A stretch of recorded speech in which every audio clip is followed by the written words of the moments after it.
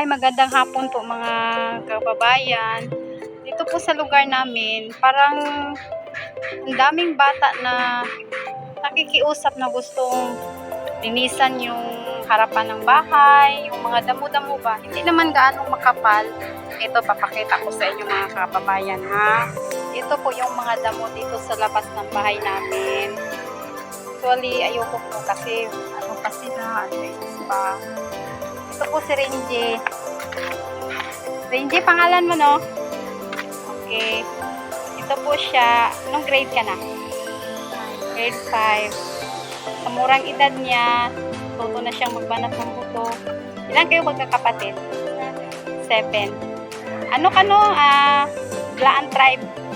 Tribe, no? Oo. So, saan ka nag-aaral, Renji? Blaan. Okay. So, yung mama mo, nasa bahay lang.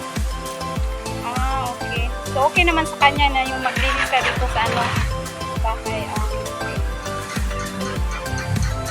Ito po si Renji, mga kababayan. Bata pa po siya, pero ano na, naging habit na niya yung accounting halaga, yung makatulong siya sa mama niya. Renji, wala ka na ulaw o hindi ka nahihiya sa ganito, magtabas ng damo. Mag-aral mabuti ha. Importante kahit ganito, hindi mo ikahiya. Huwag gumawa ng masama, katulad ng ibang mga kabataan dyan. No? Yung iba naganakaw pa. Importante, mag-aral na mabuti, magtapos ng pag-aaral para may magandang kinabukasan. Kaya hindi mga kabayan, sarili ko. Nabukas ko ng mga damit, pero maganda ko po ng kabayan, no?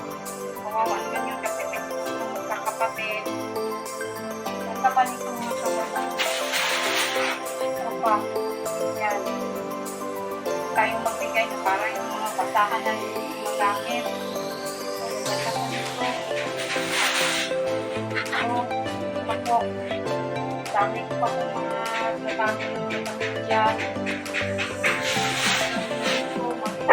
Tayo mga bagyang at lansangan yan lang pag may muna punta tayo sa bagyang bilis sa bawing sa baon ng kapanitong bigay natin sa kay Renji bigyan tayo po bigyan din natin ng konting pambaon niya sa school para naman sumaya yung bata. Ito pa po mga kababayan. Sarili ko po itong mga damit. Ganda pa po nito. Ganda pa po ito sa mga ukay-ukay. Ito pa po. Ito pa po. Ganda po nito.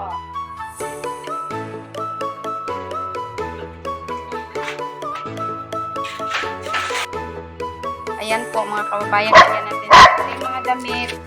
Okay pa po yan ang mga damit para sa mga kapatid niya rin din. Salamat po sa panonood. Tulungan po natin, supportahan po natin mga kababayan ang aking munting channel at Tibit Vlog para po makabigay tayo kahit kunting tulong man lang sa mga kabataan katulad ni Renji. Salamat po. Paki-like and subscribe na lang po sa Tibit Vlog para po may bigyan po tayo ng konting tulong. Salamat po.